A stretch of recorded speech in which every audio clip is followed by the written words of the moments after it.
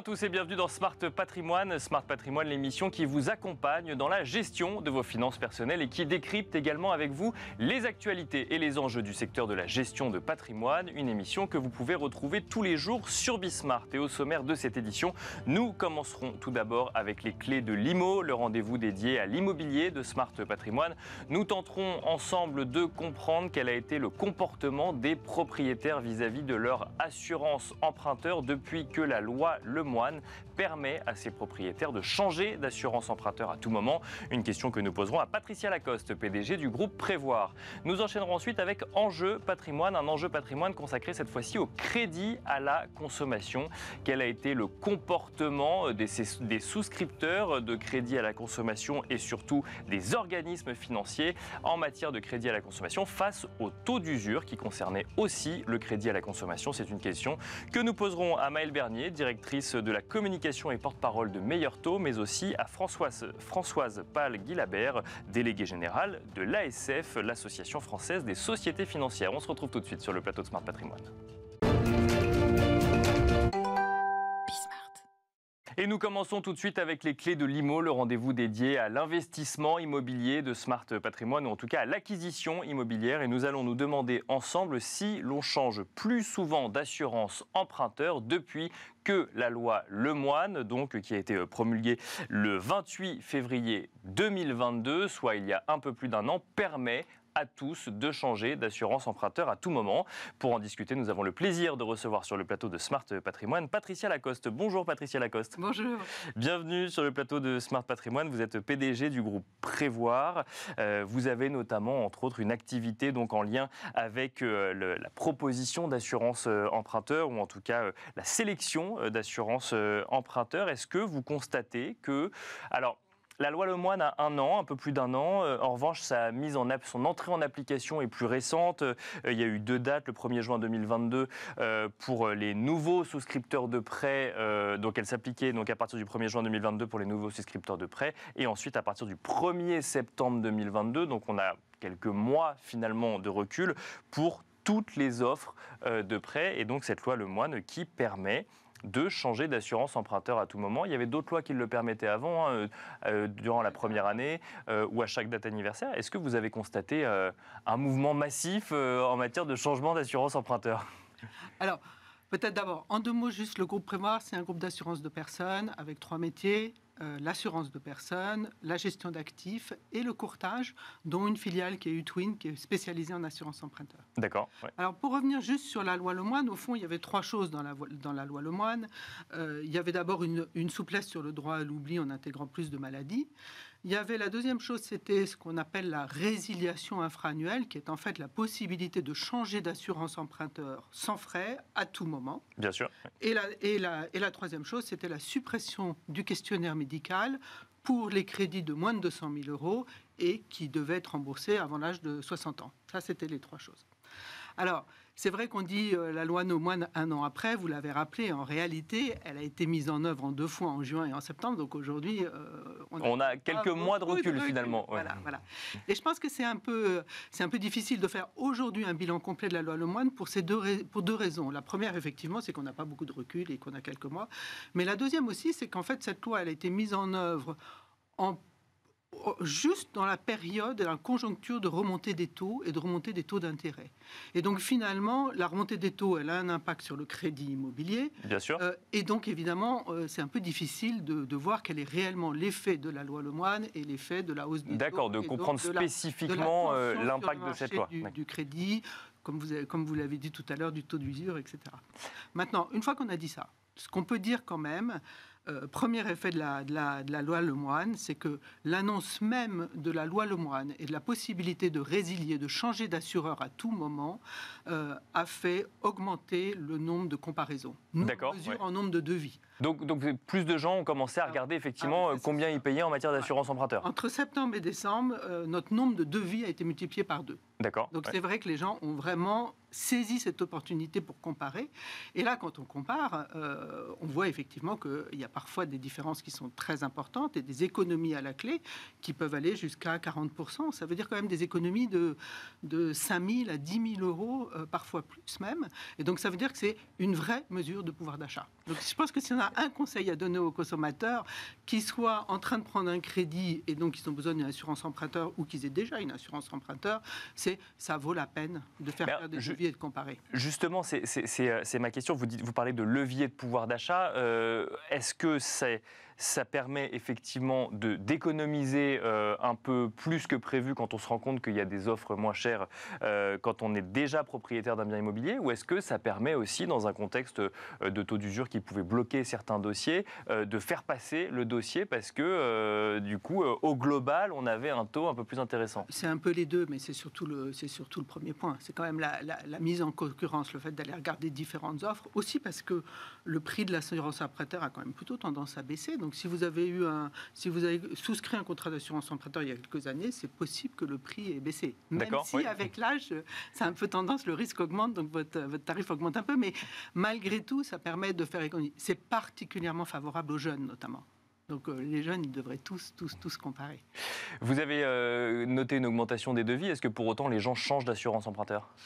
Alors, en fait, ce qu'on avait vu, je me souviens, on avait fait une enquête justement avant la loi Lemoine, et on avait dit finalement, qu'est-ce que les clients veulent? Et ils nous disaient que la plupart, ils étaient prêts à changer d'assurance emprunteur. D'accord, à plus de 3/4. Plus de 75%, ils disaient, nous, on est prêts à changer. Mais en fait, ils ne le font pas. Et ils ne le font pas parce que c'est quand même compliqué, ils ne savent pas comment s'y prendre. Et donc ils disent finalement, si vous nous accompagnez, et c'est ce que font quand même ce que font beaucoup les courtiers, bien sûr, notamment, et Utwin a mis en place un service spécifique pour accompagner les clients pour pouvoir faciliter ce qu'on appelle cette reprise, ce changement. Donc le problème, c'est la complexité administrative au changement d'assurance emprunteur. C'est pas si simple que ça. L'assurance, c'est pas un produit simple, et c'est vrai que ça peut être... voilà. Maintenant, l'assurance emprunteur, vous avez une assurance faite par la banque, il y a des garanties qui sont très claires. La banque n'acceptera que si vous proposez un autre contrat d'assurance qui a exactement les mêmes garanties. C'est ce qu'on appelle l'équivalence de garantie. Bien sûr, oui. Et les spécialistes en assurance emprunteur savent proposer des produits qui garantissent l'équivalence de garantie. Donc en fait, il ne suffisait pas que d'une loi sur la périodicité à laquelle on pouvait le faire, parce que c'est ce qui a changé la loi Lemoine, sur ce sujet de changement à tout moment, parce qu'il y a d'autres sujets dans la loi Lemoine, mais par rapport aux lois Hamon ou autres qui existaient avant. Mais ça reste quand même une démarche un petit peu à prendre en compte, mais avec une économie qui peut être intéressante à la clé. Oui, donc voilà. Mais c'est sûr que de le faire à tout moment, c'est un énorme avantage, c'est un énorme facilitateur à lui seul. C'est sûr. Dans cette loi Lemoine, Patricia Lacoste, il y avait aussi un autre sujet qui était celui, vous l'avez dit tout à l'heure, de la suppression des questionnaires médicaux en dessous d'un certain seuil, en dessous de près d'un certain seuil. Est-ce que ça a eu un impact aussi sur l'octroi de prêts immobiliers dans ce contexte un petit peu chahuté qu'on a pu voir sur les crédits immobiliers? Je pense qu'aujourd'hui, on ne le voit pas forcément et c'est un peu difficile à dire. Ce qui est sûr, c'est encore une fois, parce que comme les demandes de crédit ont beaucoup baissé, en fait, même si ça avait eu un impact positif, c'est quand même, on ne le voit pas beaucoup dans notre masse d'assurance emprunteur en réalité. Donc c'est difficile. Ce qu'on peut dire, c'est que le fait qu'il n'y ait pas de questionnaire médical simplifie les démarches. D'accord. Réduit les délais. C'est plus facile, ça c'est sûr. Voilà. Est-ce que ça a augmenté le nombre de crédits? Je ne suis pas sûr. Non, vous ne pensez pas que c'est un lien direct? Je pense pas. Je pense que quand vous avez besoin d'un crédit immobilier et donc d'une assurance emprunteur, vous faites les démarches. Voilà. Elles sont juste plus simples, ce qui est déjà beaucoup. Ce qui est déjà beaucoup, puisque vous nous le disiez tout à l'heure, effectivement, les démarches sont compliquées. Oui, non, c'est déjà un réel avantage. Si on revient effectivement alors sur l'assurance emprunteur, vous nous avez donné une fourchette. On peut parler d'une économie de combien à prestations équivalentes, je veux dire, entre deux contrats d'assurance? Ça dépend en fait de la durée qui reste, en fait du capital qui reste à rembourser. Mais ce qu'on voit, c'est que ça peut aller, ça dépend de votre âge aussi, c'est clair. Mais c'est des économies qui peuvent aller jusqu'à 40%. On voit très facilement du 5 000 euros d'économie, 10 000 euros. Parfois plus sur les très gros prêts. Mais alors comment on explique une telle différence de prix entre deux contrats d'assurance emprunteur? Parce qu'il y a des contrats qui sont plus ou moins segmentés, il y a des contrats qui sont plus spécialisés pour les jeunes et qui seront plus intéressants sur les jeunes qu'un contrat qui est très mutualisé sur tout le monde. D'accord. Inversement, il y a des populations qui n'auront pas intérêt à changer d'assureur. Alors c'était justement, c'était la question que j'allais vous poser. Est-ce que tout le monde a intérêt à changer d'assurance emprunteur? Non, tout le monde a intérêt à comparer. D'accord, oui. Tout le monde n'a pas intérêt à changer. On peut se rendre compte finalement qu'on était très bien lotis. D'accord. Bien sûr. Il y a des gens pour lesquels vous avez vraiment intérêt à garder l'assurance que vous avez déjà. C'est pour ça que moi je dis, ce qui est important, c'est de comparer. Voilà, c'est pas de changer d'assurance, c'est on compare et là, en connaissance de cause, on décide si on change ou non d'assureur. On compare, on sait qu'on a les mêmes garanties. Et donc on peut faire des généralités, peut se dire par exemple que les jeunes ont peut-être plus intérêt à comparer que les personnes un peu plus âgées ou oui, ça, c'est sûr. Ça c'est sûr, d'accord. Tout simplement parce qu'il y a beaucoup d'assurances qui vont tout simplement mutualiser le risque. Il y a beaucoup d'avantages. Hein. Donc quand vous mutualisez les risques, ceux qui ont moins de risques, et quand même dans les risques de décès, d'incapacité, les jeunes en ont plutôt moins, et les personnes plus âgées en ont plutôt plus. Donc on voit bien où est l'intérêt. Mais les jeunes, il faut les pousser à comparer. Même si ces jeunes qu'on peut associer à des primo-accédants, qui ne le sont pas forcément, peuvent aussi souhaiter dans un premier temps prendre l'assurance proposée par leur banque pour s'assurer que leur dossier passe. Bien sûr. Ça arrive souvent, j'imagine, ça vous le Bien sûr, mais c'est là où vous voyez que quand il y a une résiliation infra-annuelle et que vous pouvez changer à tout moment, vous pouvez prendre cette assurance et prendre le temps de comparer un peu plus tard. Et de changer un peu plus tard. Donc votre conseil, Patricia Lacoste, c'est comparer, quitte à rester chez votre assureur, mais comparer en tout cas, vérifier. Exactement, voilà. Vérifier. Vérifier et lisez toutes les lignes quand même, regardez un petit peu Oui, mais en principe, il y a l'équivalence de garantie, c'est quand même assez... L'assurance emprunteur, c'est quand même très normé. Hein. Vous assurez contre le décès, contre l'incapacité, contre l'invalidité, éventuellement la perte d'emploi, mais c'est quand même très normé, donc c'est pas très difficile à comparer. Voilà. Mais en tout cas, comparer, éventuellement changer, ça peut être un vrai gain de pouvoir d'achat. Merci beaucoup Patricia Lacoste d'être venue sur le plateau de Smart Patrimoine. Je rappelle que vous êtes PDG du groupe Prévoir. Merci à vous également de nous avoir suivis. On se retrouve tout de suite dans Enjeu Patrimoine.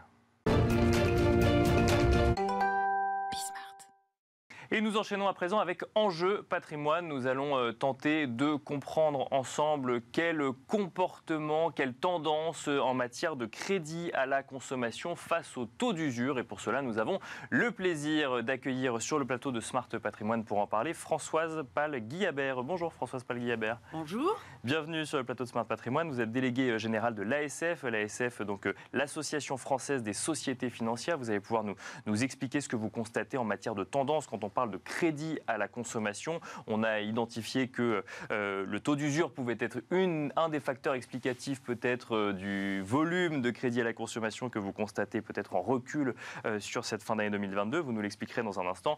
Nous avons également le plaisir d'accueillir sur le plateau de Smart Patrimoine Maëlle Bernier. Bonjour Maëlle Bernier. Bonjour. Bienvenue sur le plateau de Smart Patrimoine. Vous êtes directrice de la communication et porte-parole de Meilleur Taux. Généralement, quand vous venez sur ce plateau, c'est pour nous parler de crédit immobilier, mais aujourd'hui, on va parler de crédit à la consommation. Merci d'être avec nous. On va commencer donc avec vous, Françoise Palle-Guillabert. Quand on parle de crédit à la consommation, on parle de quoi concrètement? On parle j'ai envie de dire, de petits crédits, de sommes moins importantes que quand on fait un crédit immobilier, et qui vont servir à acheter finalement un meuble ou en tout cas un objet de l'activité de la vie courante? Alors, le crédit à la consommation, ça finance les projets des ménages, leurs investissements, leur équipement, tout ce qui touche à la consommation durable. Alors, on a différents types de produits. Le premier poste, peut-être, c'est la voiture. D'accord. Hein, ouais. On change de voiture en souscrivant un crédit.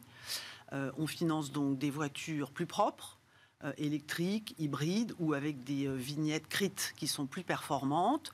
Et l'essentiel des financements, ça se fait avec une location avec option d'achat, hein, qui est une location avec, en fin de contrat, une option d'achat pour le particulier. Bien sûr, oui. Et dans le loyer, il y a des services, par exemple l'assurance, l'entretien du véhicule, le contrôle technique, etc. Et ça, on le finance avec un crédit à la consommation? Et ça, on le finance avec un crédit à la consommation. On finance également tout ce qui touche à la rénovation énergétique des logements. D'accord. Ça passe par un crédit à la consommation? Oui. D'accord. Les Français souhaitent économiser sur leur facture d'énergie, mais bien avant la crise de l'énergie, ils avaient engagé des travaux pour améliorer la performance énergétique de leur logement. Alors, ils isolent leur maison, ils isolent les combles, ils changent les fenêtres, ils améliorent la performance de leur système de chauffage. Ils peuvent prendre une chaudière plus efficace ou bien sûr, oui. une pompe à chaleur. Et puis, il y en a qui vont jusqu'à mettre des panneaux photovoltaïques sur leur toit. Il y a une partie plus petite qui finance la trésorerie des ménages. D'accord. Et puis, il y a tout ce qui touche à l'équipement de la maison. Ce qu'on a constaté pendant les confinements et avec l'essor du télétravail, c'est que les Français souhaitent améliorer leur cadre de vie. Donc, ils changent le canapé, ils achètent des meubles de jardin. Et donc, ils passent par des crédits à la consommation pour le faire. Absolument. Et donc, si je suis votre logique, on devrait s'attendre à voir une augmentation des crédits à la consommation depuis la fin du confinement et cette volonté d'améliorer leur quotidien ou en tout cas leur cadre de vie. C'est ce que vous avez constaté? Alors, c'est ce qu'on a constaté au premier semestre 2022. D'accord. Il y a eu une augmentation très significative de la production de nouveaux crédits, ce qu'on appelle les flux de nouveaux crédits. Alors, il faut peut-être préciser quand même qu'à l'ASF, on représente 50% du marché du crédit conso et que donc il y a les 50% restants qui sont chez les banques. D'accord. Donc on représente 50% du marché. On a des statistiques d'activité qui sont très réactives parce qu'on les sort chaque mois. Et on a donc eu un premier semestre très dynamique. La courbe s'est infléchie pendant l'été. Et on a eu ce qu'on a appelé un coup de froid à l'automne. Peut-être les ménages ont moins de besoins de consommation, ou ils sont plus prudents dans les circonstances actuelles, qui sont quand même bien sûr, oui. Et puis on est quand même gêné pour les prêts de plus de 6 000 € par le taux d'usure sur lequel on va sans doute revenir. Et vous constatez du coup un impact du taux d'usure, avant de passer la parole à Maëlle Bernier, vous constatez un impact direct, j'ai envie de dire, du taux d'usure sur les crédits à la consommation? Sur les crédits de plus de 6 000 €, c'est très net. Maëlle Bernier, votre métier, c'est de faire, le métier de meilleur taux, c'est de faire du courtage donc en crédit. En tout cas, c'est une des activités. Vous constatez que ça a mis un coup d'arrêt également, ce taux d'usure. On en a beaucoup parlé sur l'immobilier. Ouais, pour resituer un peu, je pense que effectivement, pour tous les crédits, on constate un fléchissement juillet qui correspond assez parfaitement et assez nettement à quand même le gros palier de taux où les taux d'intérêt ont remonté très nettement. Oui. Je pense que c'est un peu même cause, même effet. Donc il y a un ralentissement qui est lié aussi au fait que quand les taux sont plus élevés, vous pouvez emprunter moins. Il y a une espèce de peur qui se crée. Et puis effectivement, cet effet taux d'usure a joué aussi parce que faut rappeler qu'on a quand même des seuils. On a 3 seuils. Et le dernier seuil, c'est 6 000 € et vous avez un taux d'usure qui est plus bas quand vous empruntez plus de 6 000 € que quand vous empruntez moins de 3 000. C'est quand même un petit peu aberrant parce que quand vous empruntez moins de 3 000, c'est qu'en général, vous êtes sur de la trésor. Donc en fait, ça pousse un peu le consommateur à emprunter des sommes plus petites, mais plusieurs fois. Parce que je précise pour ceux qui nous écoutent, donc il y a... Des crédits donc de moins de 3 000 €, ensuite entre 3 et 6 000 € ou plus de 6 000 €. Et quand on regarde pour le mois de mars les taux d'usure annoncés, on est à un peu plus de 20% pour moins de 3 000 €, un peu plus de 10% entre 3 et 6 000 € et on passe à 6,15% à 6 000 €. Alors que plus de 6 000 €, on sait qu'on est quand même dans en général des achats qui sont motivés par un besoin. Donc ça peut être la voiture, ça peut être les travaux. Et c'est quand même assez aberrant qu'en fait, quand l'achat est motivé par vraiment un vrai besoin, plus que par une trésorerie un peu d'urgence, on ait un taux d'usure qui soit finalement plus bloquant. Parce que la problématique du taux d'usure, c'est que tout compris, il faut que ça rentre dans ces 4,06, alors qu'on peut aller jusqu'à 20%, tout compris. Et donc, c'est un des facteurs bloquants. Moi, je pense que les taux d'intérêt qui remontent aussi, quand on s'était aussi habitué sur les crédits conso à avoir des taux qui se baladaient entre 2, 3,5, 4. Oui, c'est ça, d'emprunter un peu moins cher. Donc, et comme les taux directeurs ont augmenté, ils ont augmenté aussi pour les crédits à la conso. Donc, le recours au crédit conso coûte plus cher. Donc, il est effectivement sans doute un peu plus réfléchi que, en tout cas, un peu plus posé que cette fameuse période en sortie de confinement où tout le monde s'est dit je vais équiper mon jardin, ma maison et des trucs super sympas et le coût d'argent coûte très peu cher, donc je fonce. Et c'est vrai, et c'est ce qui s'est passé. Mais alors, comment on explique, peut-être que c'est une notion d'histoire, je ne sais pas, mais qu'on ait un tel décalage entre deux taux d'usure sur du moins de 3 000 et plus de 6 000 €, on sait ça, Je ne sais pas, moi ça remonte, je sais que les paliers remontent à 10 ans. Je pense qu'il y a toujours, on dit toujours que le taux d'usure c'est fait pour protéger contre l'endettement, donc je pense qu'on s'est dit on va limiter, dès qu'on augmente un peu plus, on va limiter maximum. Par contre, sauf qu'en fait on produit l'effet inverse, parce que rappelons-le, les petites sommes empruntées, les taux d'usure à 20%, c'est quand même des choses qui coûtent très très cher. C'est ces fameux crédits revolving que d'ailleurs Madame Lagarde a voulu faire disparaître, quasi failli faire disparaître, puisqu'on peut opter pour des prêts perso et tout ça, mais c'est quand même des prêts qui sont beaucoup plus dangereux, les prêts de trésorerie à moins de 3 000 à 20%, qu'un prêt conso qu'on va prendre pour acheter un salon de jardin ou un canapé ou une machine à laver, ou une voiture. Alors, pour faire le lien avec les crédits immobiliers, toujours avec vous, Maëlle Bernier, ce qu'on constatait sur les crédits immobiliers, c'est qu'à un moment, les dossiers ne passaient plus. Sur les crédits à la consommation, est-ce qu'on a fait le même constat? Moi, pour l'instant, j'ai pas donc je vais pas parler de ça. C'est vrai qu'en IMO, on l'a vu très très clairement. Je pense qu'il y a une forme d'autocensure, et puis on va le voir dans les chiffres qui vont venir se confirmer. Mais il y a un problème de toute façon général sur l'endettement des ménages. Parce que le problème, c'est que comme l'IMO commence à grappiller quand même sérieusement, faut quand même pas oublier que les taux ils sont passés de 1 à 3. Donc vous avez une capacité d'endettement à 35%. Faut tout faire rentrer, c'est pas du tout pareil que quand vous aviez 1 et 2, c'est 35%. C'est 35% et pour ça, tout, on pas que l'immobilier. déroge pas. C'est c'est ça. Donc voilà. Donc c'est pour ça que ça coince un peu plus.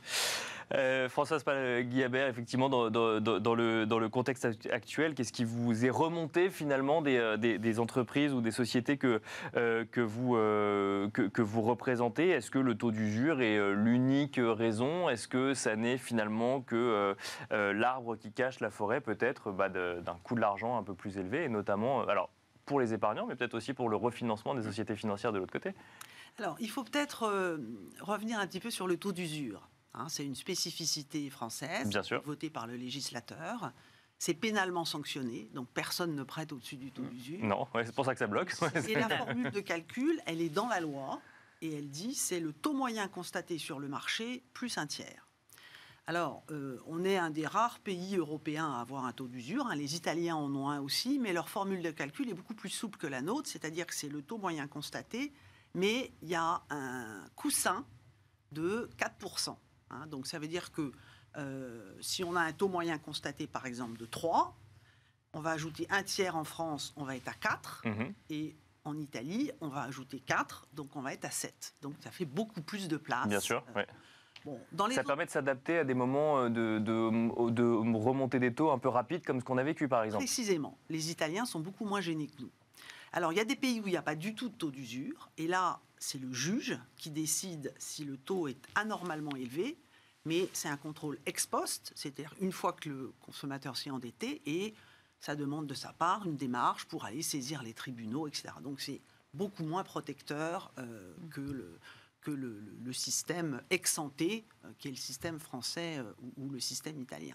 Alors, c'est un peu contre-intuitif de dire que le taux d'usure est d'autant plus élevé que le volume d'argent emprunté est faible. Bien sûr. Ce qui se passe, c'est que c'est exactement la même chose d'ailleurs pour le crédit immobilier. Le crédit immobilier est beaucoup plus bas que même les crédits de plus de 6 000 €, parce qu'en fait, il faut faire rentrer dans le taux tout ce qui est frais de gestion, frais de dossier, contrôle de solvabilité, consultation des fichiers de la Banque de France, vérification d'un certain nombre de pièces justificatives qui sont données par l'emprunteur. Et ça, c'est fixe finalement, et donc proportionnellement, ça fait un taux plus élevé. D'accord.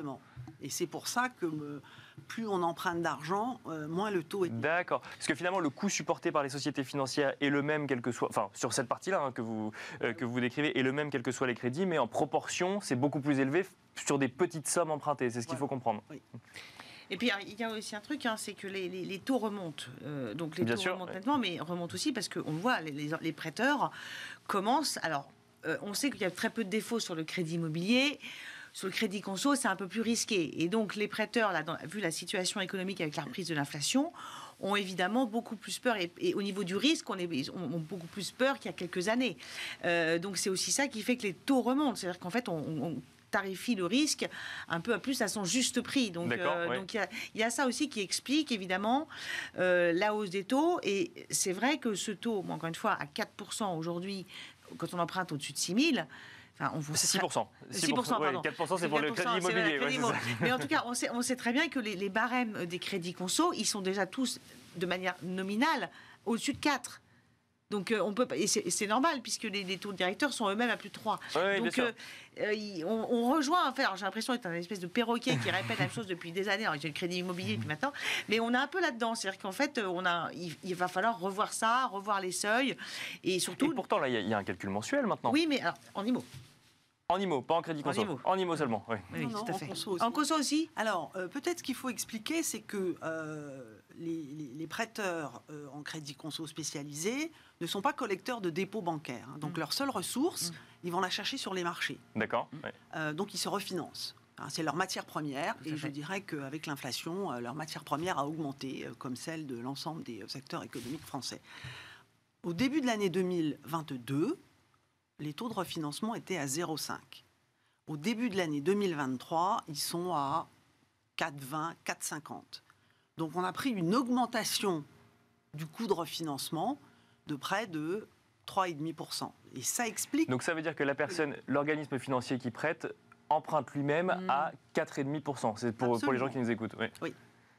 Donc ça explique que mécaniquement, il faut de l'autre côté prêter plus cher pour avoir une activité économique qui tourne. Et en plus intégrer les frais risques. que vous avez mentionnés tout à l'heure d'assurance ou Et les autres risques. lorsqu'on... Tout à fait. Et les risques, Et les voilà. risques Et les pour le risques. prêteur. Et le coût du risque et la charge en fonds propres, parce qu'on a des règles prudentielles très strictes aussi. en France. Tous les prêteurs sont agréés et supervisés par l'autorité de contrôle prudentiel et de résolution, qui est une institution rattachée à la Banque de France. On a un ratio de solvabilité, un ratio de liquidité. C'est très important de le dire en ce moment. Bien sûr, ouais. Et donc, ces normes prudentielles, elles ont un coût. En face d'un crédit, il faut mettre des fonds propres. Et le coût du risque, il est très faible en France, y compris sur le crédit à la consommation. Mais un peu plus qu'en IMO quand même. Il est plus cher que l'immobilier, oui, parce que vous avez des tas de garanties. Alors l'immobilier, oui. Voilà, une assurance emprunteur. Alors, Bien sûr. c'est pas obligatoire. Vous avez une garantie qui est soit une caution, soit une hypothèque.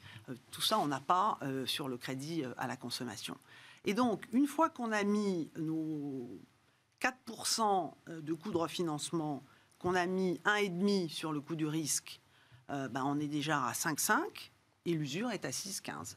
Donc, dans ce petit espace de 0,65, il faut qu'on loge les frais de dossier, le coût des fonds propres et quand même un petit peu de marge pour le prêteur. Donc, ça vous explique que les marges soient tellement pincées sur les crédits à la consommation de plus de 6 000 euros qu'il y a une raréfaction de demandes satisfaites. D'accord. Que les prêteurs essayent de faire baisser le coût du risque. Donc ça bloque quand même. Donc ça bloque. Ça bloque quand même. Il n'y a pas que ce coût finalement supplémentaire supporté lorsqu'on emprunte qui vient justifier que ça nous coûte plus cher. Il y a quand même des dossiers qui bloquent. Ah bah oui. Par exemple, les financements sur Internet, qui sont quand même objectivement plus risqués que quand vous allez acheter votre canapé dans un grand magasin, parce que là, le crédit, il est objectivé, on sait ce qu'on finance. Sur Internet, on ne sait pas trop. Il n'y a plus beaucoup de crédits qui sont octroyés sur Internet.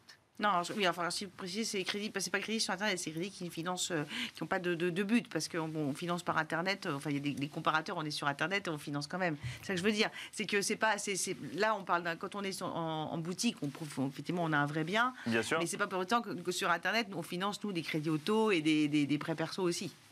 C'est ça que je veux juste Bien sûr, préciser. non, mais vous avez raison. Vous avez raison de préciser. Vous avez raison de préciser. Et malheureusement, l'émission touche à sa fin. Merci beaucoup en tout cas, Maëlle Bernier, directrice de la communication et porte-parole de Meilleur Taux. Merci également Françoise Pal-Guillabert, déléguée générale de l'ASF. Merci à vous de nous avoir suivis et à très vite sur Bismart.